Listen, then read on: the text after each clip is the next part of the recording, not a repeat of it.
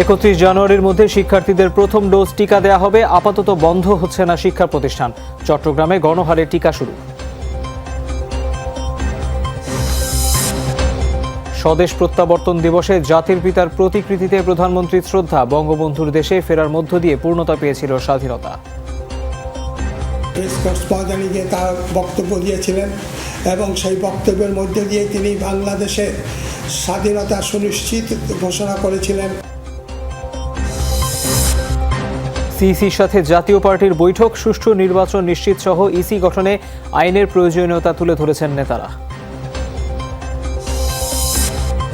কুষ্টিয়ার ভাদালিয়ায় dump truck চাপায় রিকশা ভ্যানের 4 আরোহী নিহত। নারায়ণগঞ্জের ট্রলারডুবির ঘটনায় আরও 3 মরদেহ উদ্ধার।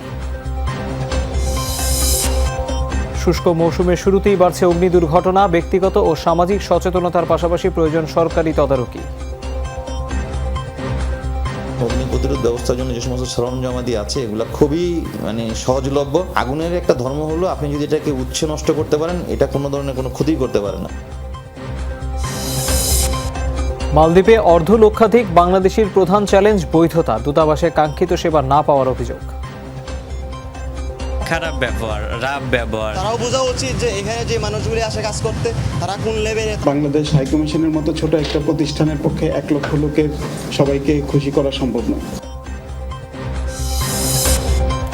ক্রাইস্টচার্চ টেস্টে ফলো অনে পড়ল বাংলাদেশ। নিউজিল্যান্ডের 521 রানের জবাবে টাইগারদের প্রথম ইনিংস থামল 126-এ।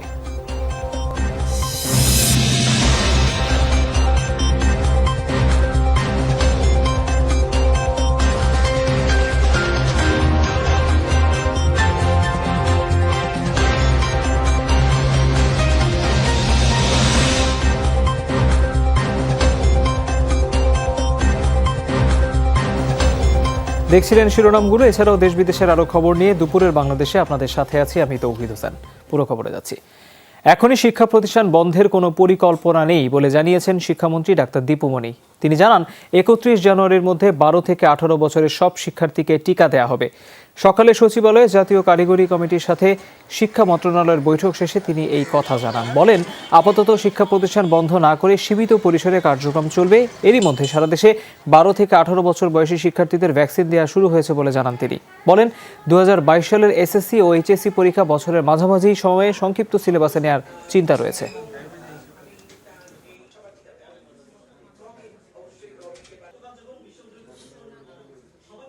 আমাদের শিক্ষার্থীদের একটা বিরাট অংশ, বিশ্ববিদ্যালয়ের তো সবাই আর প্রায় সবাই, আর উচ্চ মাধ্যমিক এবং মাধ্যমিকের একটা বিরাট অংশ এখন টিকার আওতায় চলে এসেছে। সেই পরিস্থিতিতে আমরা যেটি সিদ্ধান্ত নিয়েছি যে এখন শিক্ষা প্রতিষ্ঠান বন্ধ আমরা করব না। আমরা যেটি করব, টিকাদান কর্মসূচিটিকে জোরদার করব। দর্শক, এই বিষয়ে বিস্তারিত জানতে চাই। এই মুহূর্তে সচিবালয়ে আছেন আমাদের সহকর্মী শাকিল হাসান, তার কাছেই সরাসরি যাচ্ছি। শাকিল, ব্রিফিংয়ে মন্ত্রী আর কোন কোন বিষয়ে সম্পর্কে জানালেন? বিশেষ করে এই স্বাস্থ্য সচেতনতা কিভাবে নিশ্চিত করা হবে সেই বিষয়ে কোনো আলাদা নির্দেশনা কি দিয়েছেন?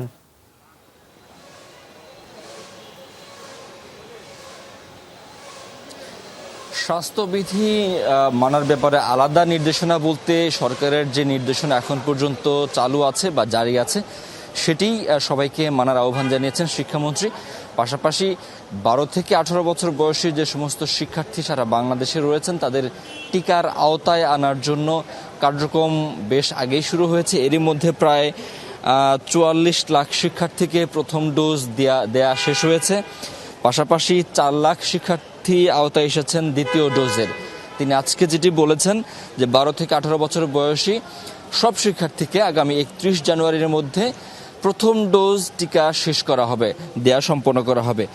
এবং এখন যে সমস্ত শিক্ষার্থীরা প্রথম ডোজ বা যারা দ্বিতীয় ডোজ টিকা নিতে যাবেন তাদেরকে যে কোনো ধরনের একটি আইডি অথবা পরিচয়পত্র অথবা শিক্ষা প্রতিষ্ঠানের শিক্ষকদের সঙ্গে যাওয়া অথবা রেজিস্ট্রেশন ফর্ম অথবা রেজিস্ট্রেশন কার্ড বা কোনো একটি পরিচয়পত্র দেখালেই শিক্ষার্থীদেরকে এই টিকা কার্যক্রমের আওতা নিয়ে আসা হবে।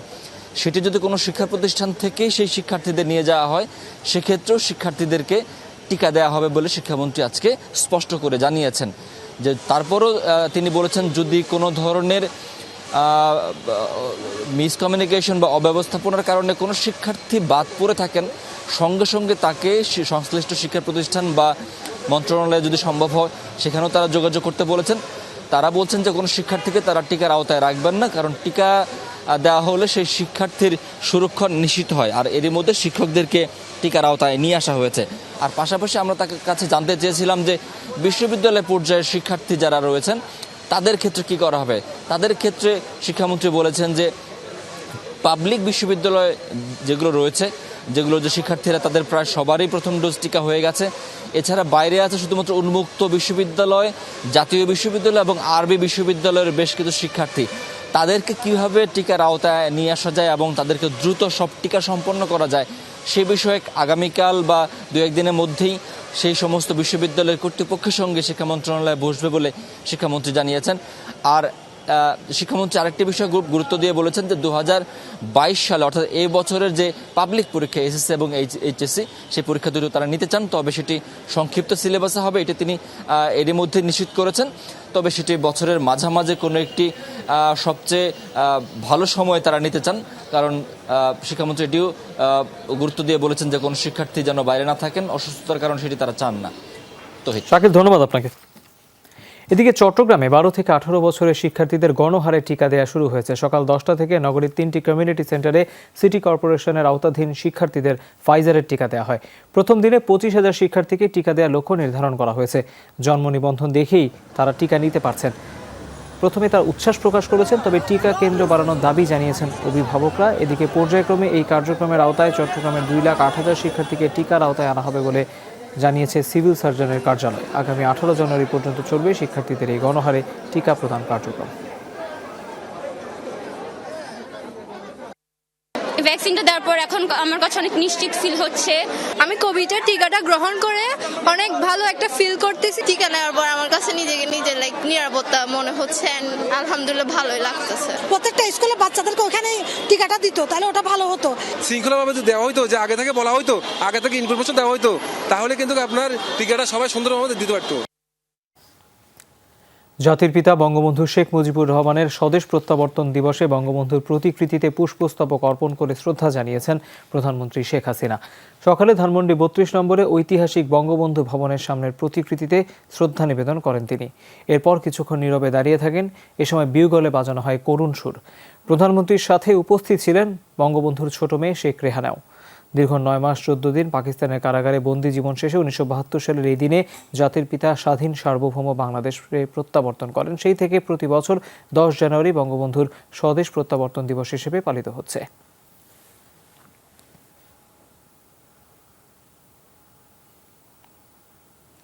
প্রধানমন্ত্রী শ্রদ্ধা নিবেদনের পর আওয়ামী লীগের পক্ষ থেকে জাতির পিতা বঙ্গবন্ধু শেখ মুজিবুর রহমানের প্রতিকৃতিতে শ্রদ্ধা জানান নেতাকর্মীরা। এ সময় দলের উপদেষ্টা মণ্ডলীর সদস্য, সভাপতি মণ্ডলীর সদস্য ছাড়াও সর্বস্তরের নেতাকর্মীরা উপস্থিত ছিলেন। শ্রদ্ধা নিবেদন শেষে তথ্য ও সম্প্রচার মন্ত্রী ডক্টর হাসান মাহমুদ বলেন, বিএনপি ও জামাত এখনও স্বাধীনতা বিরোধী ষড়যন্ত্রে লিপ্ত, অপশক্তির বিরুদ্ধে দেশের মানুষকে রুখে দাঁড়ানোর আহ্বান জানান তিনি। এ সময় আওয়ামী লীগের সভাপতি মণ্ডলীর সদস্য জাহাঙ্গীর কবির নানক বলেন, আওয়ামী লীগের মধ্যে কোনো বিভেদ নেই। নারায়ণগঞ্জ সিটি নির্বাচনে সবাই ঐক্যবদ্ধভাবে কাজ করছে। আর শেখ হাসিনার নেতৃত্বে উন্নত সমৃদ্ধ দেশ গঠনের মাধ্যমে বঙ্গবন্ধুর স্বপ্নের সোনার বাংলা প্রতিষ্ঠা হবে বলে জানান তিনি। যারা স্বাধীনতার বিরুদ্ধাচরণ করেছিল, বিএনপির মধ্যে আছে যারা স্বাধীনতা চায়নি, স্বাধীনতা বিরুদ্ধাচরণ করেছিল, তারা এখনো আমাদের স্বাধীনতা, সার্বভৌমত্ব, উন্নয়ন, অগ্রগতির বিরুদ্ধে ষড়যন্ত্র করছে। আওয়ামী লীগের প্রার্থীকে নিয়ে কোনো দ্বিধা দ্বন্দ্ব নেই, কোনো বিভক্তি নেই। মানুষ ঐক্যবদ্ধ। ডাক্তার সেলিনা হায়াৎ আইভী গত নির্বাচনে 84,000 ভোটে জয়লাভ করেছিল। এবার ইনশাল্লাহ লক্ষাধিক ভোটে জয়লাভ করবে। বঙ্গবন্ধুর স্বদেশ প্রত্যাবর্তন দিবস মুক্তিযুদ্ধে বিজয়ী জাতির ধারাবাহিক ইতিহাসের একটি অনন্য মাইলফলক। 1972 সালের এই দিনেই পূর্ণতা পায় স্বাধীন সার্বভৌম বাংলাদেশের স্বাধীনতা। স্বাধীনতার পর কারাগারে বন্দী বাংলাদেশের স্থপতি বঙ্গবন্ধু শেখ মুজিবুর রহমানকে মুক্তি দিতে বাধ্য হয় পাকিস্তান। এরপর লন্ডন ও নয়াদিল্লি হয়ে 1972 সালের 10 জানুয়ারি স্বাধীন দেশের মাটিতে ফিরে আসেন শেখ মুজিব।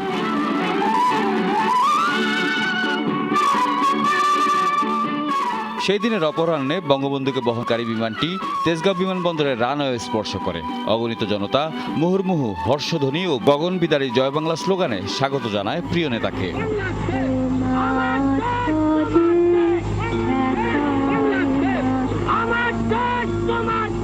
বিমানবন্দর থেকে বঙ্গবন্ধু সরাসরি চলে যান সোহরাওয়ার্দী উদ্যান অর্থাৎ সেই সময় রেসকোর্স ময়দানে।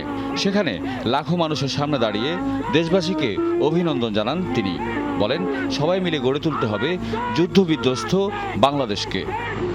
আমার বাংলাদেশ আজ স্বাধীন হয়েছে, আমার জীবনের স্বাদ আজ পূর্ণ হয়েছে, আমার বাংলা মানুষ আজ মুক্ত হয়েছে। বাঙালি জাতি অত্যন্ত গৌরবান্বিতভাবে অত্যন্ত বলিষ্ঠ কণ্ঠে সেই দিন তাদের প্রিয় নেতাকে গ্রহণ করেছিলেন এবং বঙ্গবন্ধু সেই অবস্থা থেকেই রেসকোর্স ময়দানে গিয়ে তার বক্তব্য দিয়েছিলেন এবং সেই বক্তব্যের মধ্যে দিয়ে তিনি বাংলাদেশের স্বাধীনতা সুনিশ্চিত ঘোষণা করেছিলেন এবং এই স্বাধীনতাকে অর্থবহ করার জন্য তিনি কারো কাছে ভিক্ষা নেবেন না, কারো কাছে দেশকে বন্ধক রাখবেন না, এই ওয়াদা দিয়ে আবার ওয়াদা নিয়েছিলেন ৩ বছর তিনি কাউকে কিছু দিতে পারবেন না।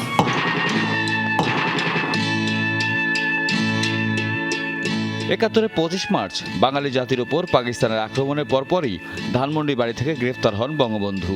এদেশের মুক্তিগামী জনতা যখন স্বাধীনতার জন্য যুদ্ধ করছে, বঙ্গবন্ধু তখন পাকিস্তানের কারাগারে প্রহসনের বিচারে ফাঁসির আসামি হিসেবে মৃত্যুর প্রহর গুনছিলেন।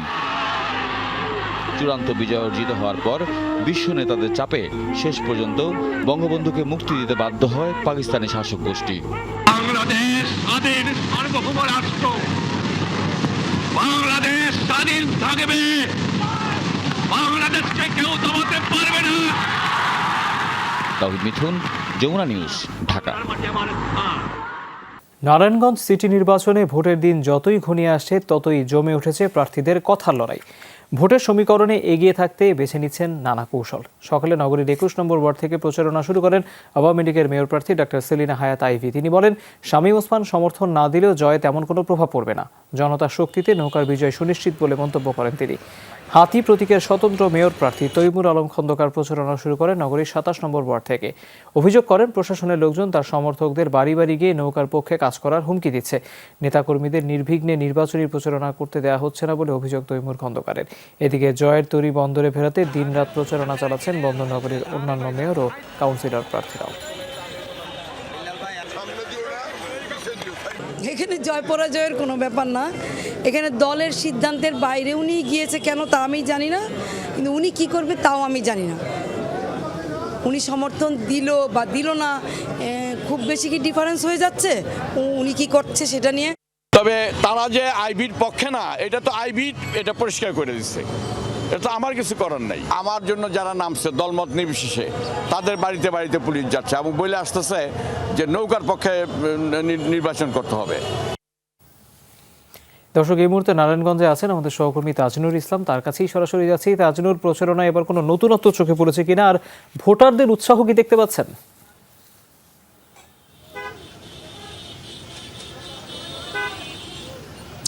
তৌহিদ, ভোটারদের উৎসাহের কথা দিয়ে যদি বলি, আসলে যেই এলাকাটিতে প্রার্থীরা যাচ্ছেন এবং ভোটের জন্য তাদের দ্বারা দ্বারা গিয়ে যে সময় ভোটের যে প্রচারণার যে বিষয়টি, যখন যে এলাকাতে প্রার্থীরা ঢুকছেন মূলত সেই এলাকার মধ্যেই এক ধরনের উত্তেজনা বা উন্মাদনা দেখা যাচ্ছে। এবং আজকে প্রার্থীদের প্রচারণার ক্ষেত্রে যে বিষয়টি দেখা গেছে, তারা ব্যান্ড দল এনে এক ধরনের বাদ্য বাজনা বাজিয়ে প্রচারণা চালাচ্ছেন এবং ভোটারদের কাছে তারা ভোট চাচ্ছেন। দুই প্রার্থী আজকে খুব কাছাকাছি এলাকায় প্রচারণা চালাচ্ছেন। আজকে তৈমুর আলম খন্দকার, যিনি কিনা হাতিমার্কা নিয়ে স্বতন্ত্র প্রার্থী হিসেবে নির্বাচন করছেন, তিনি আজকে মদনপুর বাসস্ট্যান্ড এলাকায় রয়েছেন এবং একই সঙ্গে ঠিক একটুখানি দূরেই বন্দর এলাকায় সেখানে প্রচারণা চালাচ্ছেন আওয়ামী লীগ মনোনীত প্রার্থী ডাক্তার সেলিনা হায়াত আইভী। তারা দুজনই খুব কাছাকাছি এলাকায় প্রচারণা চালালেও নির্বাচনী মাঠে যেই ধরনের অনেক সময় অস্থিতিশীল পরিবেশের কথা শোনা যায় কিংবা অনেক সময় সহিংসতার খবর পাওয়া যায়, সেই বিষয়ে নারায়ণগঞ্জে এখন পর্যন্ত তেমন অপ্রীতিকর কোনো ঘটনার খবর আমরা কেউই পাইনি। তবে তৈমুর আলম খন্দকার আজকে যখন মিডিয়াতে কথা বলছিলেন, আমাদের সঙ্গে যখন তার কথা হচ্ছিল, তখন তিনি আমাদেরকে একটি অভিযোগ করেছেন যে তার যে নির্বাচনী প্রচারণা সেই কাজে বিভিন্নভাবে ব্যাঘাত ঘটানো হচ্ছে, এবং তিনি একটি গুরুতর অভিযোগ করেন যে তার পক্ষে বিভিন্ন ওয়ার্ডে যেই সমস্ত নেতাকর্মীরা তার পক্ষে সমর্থন জানিয়ে তার পক্ষে কাজ করছেন কিংবা ভোটারদের কাছে গিয়ে জনসংযোগ করছেন, সেই সমস্ত কিছু মানুষজনের বাড়িতে পুলিশ গিয়েছে এবং তাদেরকে নানানভাবে ভয়ভীতি দেখানো হয়েছে। এবং সেই ভয়ভীতির ফলে যেমনটি হচ্ছে যে তৈমুর আলম খন্দকার তিনি অভিযোগ করছেন যে এই ভয়ভীতি দেখানোর ফলে তার যে স্বাভাবিক নির্বাচনী গণসংযোগের যে স্বাভাবিক প্রক্রিয়া সেটি ব্যাহত হচ্ছে, এবং তিনি সেই বিষয়ে অনেকখানি বিরক্তি প্রকাশ করেছেন এবং প্রতিবাদ জানিয়েছেন। তবে আওয়ামী লীগ মনোনীত যে প্রার্থী রয়েছেন ডাক্তার সেলিনা হায়াৎ আইভী, তার নির্বাচনী প্রচারণায় তিনি বারবার করে বলছেন যে তার বিজয় সুনিশ্চিত, এবং বেশ খানিকটা জোরের সঙ্গে তিনি বলছেন যে নারায়ণগঞ্জবাসী গত 2 নির্বাচনেও তার উপরে যেমন করে আস্থা রেখেছে, এবারও সেই ঘটনার কোনোভাবেই ব্যতিক্রম ঘটবে না। এই ব্যাপারে তিনি দৃঢ়ভাবে আশাবাদ ব্যক্ত করেছেন। তৌহিদ। তাজনুর, ধন্যবাদ আপনাকে।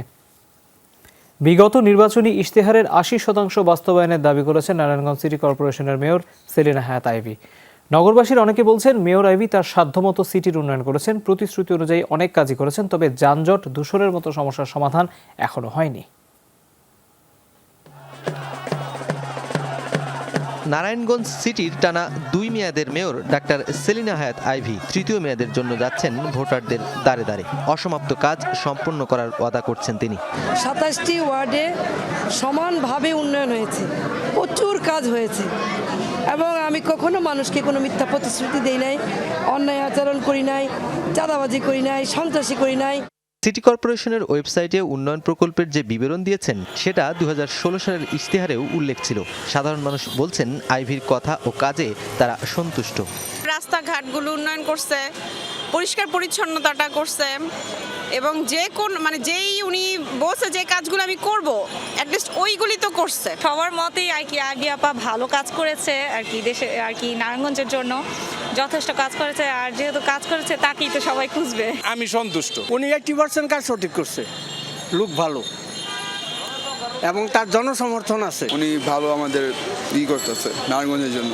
নাগরিক সমাজের কোনো প্রতিনিধি বলছেন মেয়র সেলিনা হায়াৎ আইভীকে উন্নয়নের কাজ করতে অদৃশ্য শক্তির বাধাও মোকাবেলা করতে হয়েছে।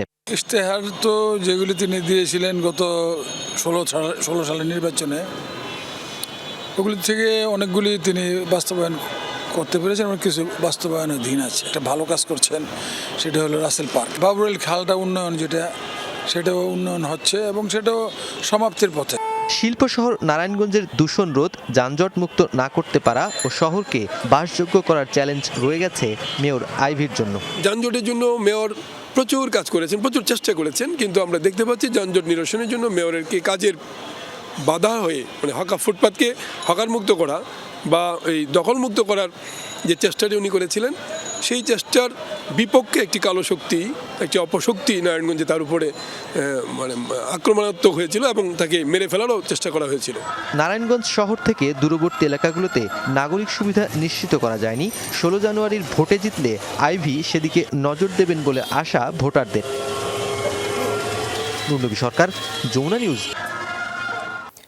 সুষ্ঠু নির্বাচন আয়োজনে নির্বাচন কমিশন গঠনে আইনের প্রয়োজনীয়তা ইসির কাছে তুলে ধরেছে জাতীয় পার্টি। দুপুরে নির্বাচন কমিশনের প্রধান নির্বাচন কমিশনারের সাথে বৈঠক শেষে আলোচনার বিষয়ে গণমাধ্যমকে জানান তিনি। বলেন, টাঙ্গাইল 7 নং আসনের উপনির্বাচন, বিভিন্ন এলাকার ইউনিয়ন পরিষদ ও পৌর নির্বাচন যেন সুষ্ঠু, অবাধ ও নিরপেক্ষ হয়, প্রশ্নবিদ্ধ না হয়, সে বিষয়ে আলোচনা হয়েছে। এ সময় নারায়ণগঞ্জ নির্বাচন প্রসঙ্গে তিনি বলেন, উপযুক্ত প্রার্থী না থাকায় দলীয়ভাবে কোনো প্রার্থীর পক্ষে সমর্থন দেয়নি জাতীয় পার্টি। নির্বাচনে অন্য কোনো প্রার্থীকে সমর্থন না জানাতে দলীয় নেতাকর্মীদের নির্দেশনাও দেওয়া হয়েছে। বৈঠকে দলের মহাসচিব মুজিবুল হক চুন্নু, কো চেয়ারম্যান সালমা ইসলাম সহ 7 সদস্যের প্রতিনিধি দল অংশগ্রহণ করেন। নির্বাচনটা হবে সেটা ফেয়ার হবে কিনা, কারণ আমরা গত কয়েক মাসে স্থানীয় সরকার যে নির্বাচনগুলো হয়েছে, বিশেষ করে প্রথম এবং দ্বিতীয় ধাপে, সেটা নির্বাচনের নামে একটা নৈরাজ্যের অবস্থা সৃষ্টি হয়েছিল। কুষ্টিয়ার ভাদালিয়ায় ডাম্প ট্রাকের চাপায় ভ্যানের 2 নারী আরোহী সহ 4 জন নিহত হয়েছে। নিহতদের মধ্যে 3 জনই শ্রমিক। সকালে কুষ্টিয়া ঝিনাইদহ মহাসড়কে বটতৈলের ভাদালিয়া এলাকায় দুর্ঘটনা ঘটে। স্থানীয়রা জানান, বটতৈল এলাকা থেকে বিড়ির কারখানার দিকে যাচ্ছিল ভ্যানটি। এ সময় বিপরীত দিক থেকে আসা ঝিনাইদহগামী ডাম্প ট্রাক নিয়ন্ত্রণ হারিয়ে সজোরে ভ্যানটিকে ধাক্কা দেয়। এতে ঘটনাস্থলেই মারা যান ভ্যানের চালক সহ 4 জন। খবর পেয়ে পুলিশ ঘটনাস্থলে গিয়ে মরদেহ উদ্ধার করে ময়নাতদন্তের জন্য হাসপাতালেও পাঠায়। তবে নিহতদের পরিচয় এখনো জানা যায়নি। এই ঘটনায় ট্রাক জব্দ করা গেলেও ঘাতক চালক ও হেলপার পালিয়ে গেছেন।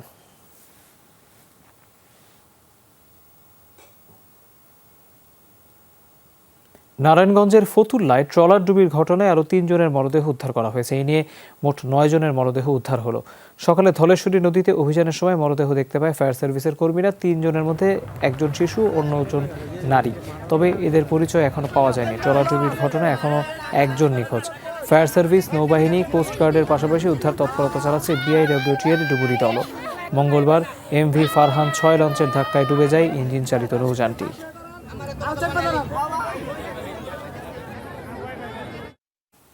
শুষ্ক মৌসুম শুরুর সঙ্গে সঙ্গেই বেড়েছে আগুন লাগার ঘটনা। এসব অগ্নি দুর্ঘটনায় মানুষের প্রাণহানির পাশাপাশি আর্থিক ক্ষতির পরিমাণও ব্যাপক। অগ্নিকাণ্ডের কারণগুলো খুব সুনির্দিষ্ট হলেও সচেতনতার অভাবে দুর্ঘটনার সংখ্যা দিন দিন বাড়ছে। ফায়ার সার্ভিস বলছে, অগ্নি দুর্ঘটনার প্রতিরোধে মানুষকে সতর্ক করতে বিভিন্ন কাজ করছে সংস্থাটি।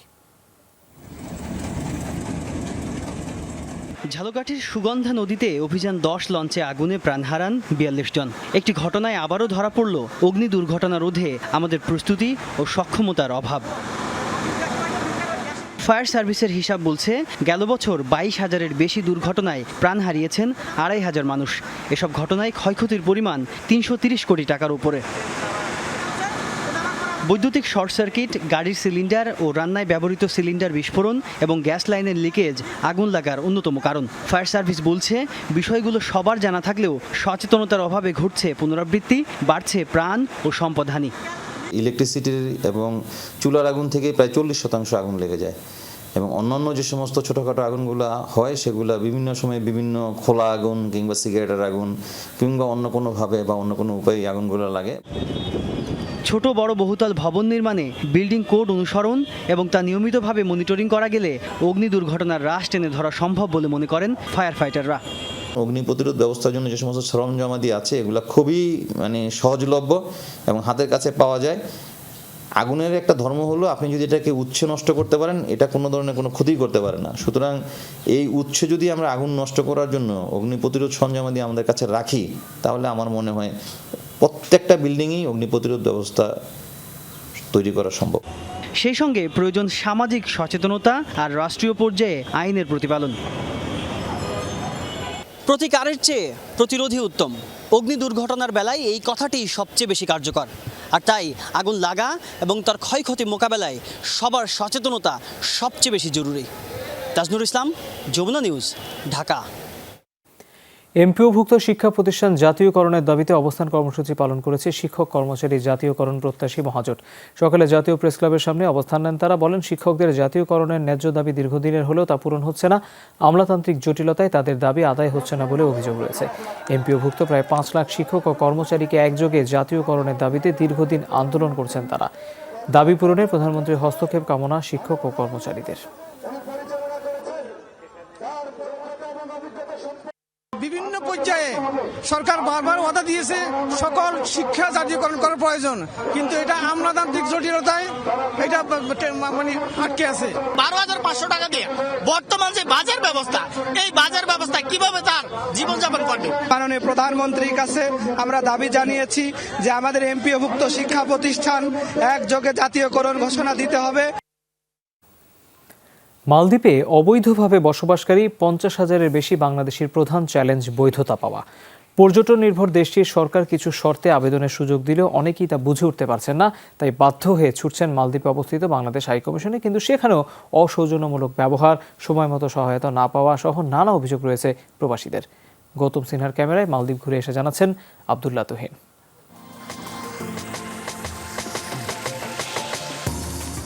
রাজধানী মালে সহ সাগরে ছড়িয়ে ছিটিয়ে থাকা 1200-রও বেশি দ্বীপে কর্মরত লক্ষাধিক বাংলাদেশি যে কোনো প্রয়োজনে ছুটে যেতে হয় রাজধানীর লাগোয়া শহর হোলেমালের হাইকমিশনে। তবে হাইকমিশনের সেবা গ্রহণের ক্ষেত্রে অধিকাংশ প্রবাসীর অভিজ্ঞতা সুখকর নয়। অধিকাংশ ক্ষেত্রেই সহযোগিতা না করে খারাপ ব্যবহারের মুখে পড়তে হয় রেমিটেন্স যোদ্ধাদের। এম্বাসিও আরেকটু ফ্রেন্ডলি হওয়া উচিত, তারাও বোঝা উচিত যে এখানে যে মানুষগুলি আসে কাজ করতে তারা কোন লেভেলে, তাদের কেমন মন মানসিকতা, ওই জিনিসটা তারাও টেক কেয়ার করা উচিত। এম্বাসিতে যদি যারা যোগাযোগ করে, প্রচুর দালাল আছে ওখানে। বাংলাদেশ মানুষের জন্য একটু ব্যবহারটা ইয়া করে আর কি, কথাটা শুনে ভালো, হ্যাঁ গুরুত্ব দেয় আর কি। খারাপ ব্যবহার, রাফ ব্যবহার, যে এই দাঁড়াও বেরাও, এরকম এটা আমরা প্রত্যাশা করি না হাইকমিশনার কাছ থেকে। যে হেড আছে তিনি খুব অত্যন্ত মানুষ ভালো, যারা সিকিউরিটি আছে আদার তারা একটু এখন ডিফিকাল্ট। একটা Indian high commissioner, Pakistan high commissioner, Lankan, ওরগো কাছে ওদের প্রবাসের লেবারেরা যায় কোনো একটা অবজেকশন নিয়ে যাইলে এটা দ্রুত ব্যাগে হেরা কাজ করে। তবে এর ব্যতিক্রমও আছে। কেউ কেউ বলছেন আগের চেয়ে ভালো হয়েছে হাইকমিশনের পরিবেশ। পাসপোর্ট নাই, ভিসা নাই, তাদের কিন্তু এদের সরকার প্রসেসিং করার একটা সুযোগ দিছে। আমরা যদি এটাতে অ্যাকসেপ্ট না করি তাহলে এটা কিন্তু সরকার বলেন আর আমাদের হাইকমিশন স্যার বলেন আর বাংলাদেশ সরকার বলে, এটা কিন্তু তাদের দোষ দেওয়া যাবে না। একটা পাসপোর্ট বানাইতে গেলে এরা যদি $110 নেয় ইয়েতে এম্বাসিতে, কিন্তু হাইকমিশনের এখানে কিন্তু দালাল করে দিলে আপনার হলো দেখা যায় যে $200-300 দিয়েও পাওয়া যায় না। অভিযোগের বিষয় কিছু কিছু স্বীকার করে হাইকমিশনার জানালেন 50,000-এরও বেশি অবৈধ প্রবাসীর জন্য বেশিরভাগ ক্ষেত্রে তাদের বিড়ম্বনায় পড়তে হয়। সাধারণ জনগণের অভিযোগ থাকবে, এটা আমাকে মেনে নিয়েই আমাদেরকে কাজ করতে হয়। কারণ হচ্ছে আমাদের এত বেশি সমস্যা এবং চাহিদা থাকে, সেটা বাংলাদেশ হাইকমিশনের মতো ছোট একটা প্রতিষ্ঠানের পক্ষে 1 লক্ষ লোকের সবাইকে খুশি করা সম্ভব নয়। যদি এই ধরনের কোনো অভিযোগ এর সত্যতা থাকে, আমি আমার সহকর্মীদেরকে শুধুমাত্র আপনার সম্মানে আমি আরেকবার তাদেরকে সবাইকে অনুরোধ করবো, তারা ইনফ্যাক্ট সবাই এখানে আছে, যে এই ধরনের কোনো আচরণ যাতে কারোর সাথে করে না। প্রধানমন্ত্রী শেখ হাসিনা সফরের পর সমস্যার সমাধানে দুদেশের কূটনৈতিক সম্পর্কের গতি আরও বেড়েছে। দালালদের খপ্পরে পড়ে নানা সমস্যায় জর্জরিত এই বাংলাদেশিদের জন্য একমাত্র ভরসা হাইকমিশন। তাদের বিরুদ্ধেও সহযোগিতা না পাওয়ার অভিযোগ অনেকের। তাই তাদের দাবি, তারা অন্তত যদি এই বিপদের দিনে তাদের বন্ধুর মতো হয়ে পাশে দাঁড়ান, তাহলে হয়তো ভবিষ্যতে তাদের বৈধ হওয়ার সুযোগ যেমন বাড়বে, তেমনি স্বাভাবিকভাবে দেশে ফিরে যাওয়ার সুযোগও তৈরি হবে। আব্দুল্লাহ তুহিন, যমুনা নিউজ, মালদ্বীপ। ভরা মৌসুমেও অস্থির চালের বাজার। চট্টগ্রামে সবচেয়ে বড় পাইকারি বাজার পাহাড়তলীতে সব ধরনের চালের দাম এখন ঊর্ধ্বমুখী, অথচ সরবরাহে ঘাটতি নেই, গুদামে মজুদ পর্যাপ্ত। তারপরও মূল্যবৃদ্ধির নেপথ্যে মিলার সিন্ডিকেটের কারসাজিকে দুষছেন ব্যবসায়ীরা। নিয়ন্ত্রণের বাইরে যাওয়ার আগেই বাজার তদারকির পরামর্শ তাদের। কৃষকের ঘর আর মাঠ এখন আমন ধানে ভরা।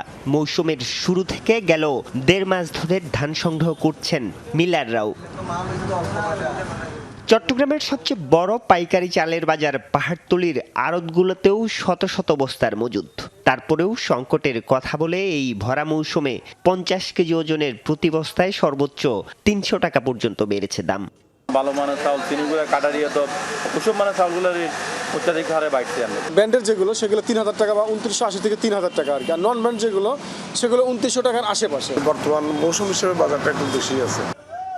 চলতি আমন মৌসুমে 1,47,53,000 টন ধান উৎপাদনের লক্ষ্যমাত্রা নির্ধারণ করেছিল কৃষি বিভাগ। উৎপাদন হয়েছে এর চেয়েও বেশি। আড়তদারদের দাবি, এসব ধান যারা মজুদ করছে দাম বাড়াচ্ছে তারাই। ওদের গুদামজাত করে রাখে, এরপরে নিজেদের মোটামুটি মর্জি মাফিক বাজার ওঠানামাটা আসলে ওদের উপরে ডিপেন্ড করছে। অবশ্য ভরা মৌসুমে এমন দাম বাড়ার কারণ হিসেবে পরিবহন ভাড়া বৃদ্ধি এবং চাল আমদানি বন্ধ হওয়াকেও অজুহাত হিসেবে দাঁড় করাচ্ছেন অনেকে। যখন আবার ইন্ডিয়ান চালটা বন্ধ হয়ে যায়, সাথে সাথে ওদের রেট বেড়ে যায়। তখন ফোন দিলে চাল নাই, এখন তো বাইরের তো নাই, এখন দেশিটা চলতেছে আর কি। এখন তো গাড়ি ভাড়া বেশি। বাজার নিয়ন্ত্রণে সরকারের নজরদারি বাড়ানোর পরামর্শ চাল ব্যবসায়ীদের। গভর্নমেন্ট একদিকে প্রক্রিমেন্টের চাউল কিনতেছে, আর একদিকে শিল্প গ্রুপে ধান স্টক করতেছে, চাউল স্টক করতেছে, মিলালা চাউল স্টক করতেছে। তো এটা তো নিয়ন্ত্রণের ভিতরে নাই, নিয়ন্ত্রণ রাখতে হলে মনিটরিং করতে হবে। খাদ্য মন্ত্রণালয়ের তথ্য মতে গেল ডিসেম্বর পর্যন্ত সরকারি গুদামে চাল মজুদ ছিল 12,80,000 মেট্রিক টন। আরিফুর রহমান সবুজ, যমুনা নিউজ, চট্টগ্রাম। মাদারীপুরের একটি গ্রাম থেকে উদ্ধার করা হলো বিরল প্রজাতির গন্ধগোকুল। প্রাণীটির শরীর থেকে সুগন্ধি ছড়াচ্ছে এমন খবর পেয়ে অনেক লোকজন সেটিকে দেখতে ভিড়ও করেন। পরে বন বিভাগ সেটি উদ্ধার করে নিয়ে যায়।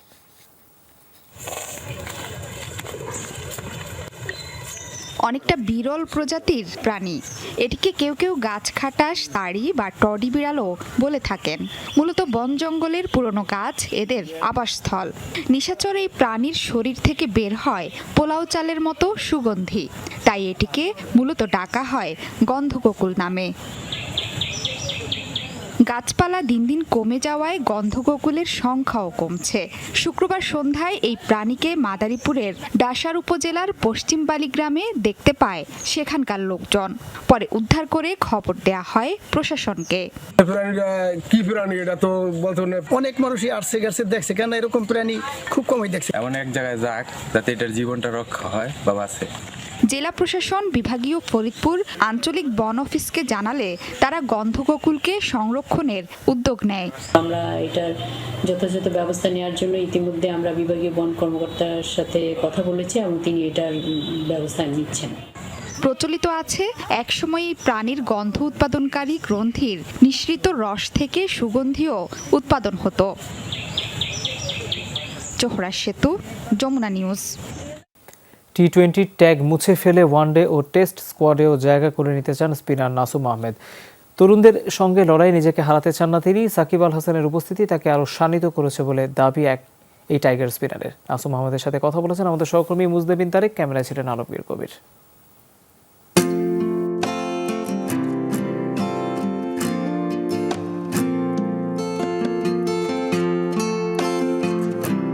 নাসুম আহমেদ মানেই টি-20 স্পেশালিস্ট স্পিনার। এই যে একটা ট্যাগ তৈরি হয়েছে, আপনি কি এখানেই থাকতে চান নাকি টেস্ট এবং ওয়ানডেতেও আপনার কোনো পরিকল্পনা আছে? অবশ্যই আমার তো একটা ড্রিম আছে যে দেশের হয়ে 3 ফরম্যাটেই খেলবো, আর স্পেশালিস্ট বা অন্য কিছু আমি এখনো মনে করতেছি না। আমার এখনো অনেক কিছু পাওয়ার বাকি আছে, অনেক কিছু করারও বাকি আছে। আমি ওইরকমভাবে এখনো চিন্তা করতেছি না, আমি স্টেপ বাই স্টেপ আগাইতে যাইতেছি।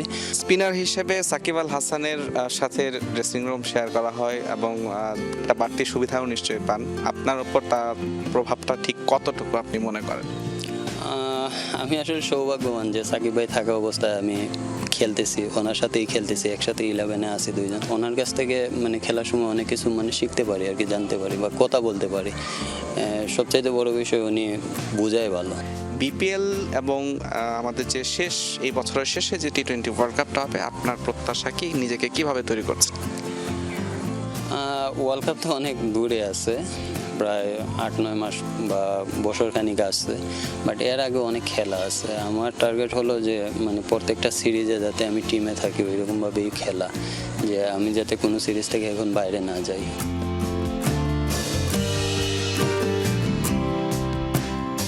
ঘরোয়া ক্রিকেট নিয়ে আপনাকে নিয়ে একটা বিতর্ক ছিল, এই বিসিএল এখন শুরু হচ্ছে, সব মিলিয়ে এটা আপনার জন্য কতটুকু অপ্রীতিকর ছিল?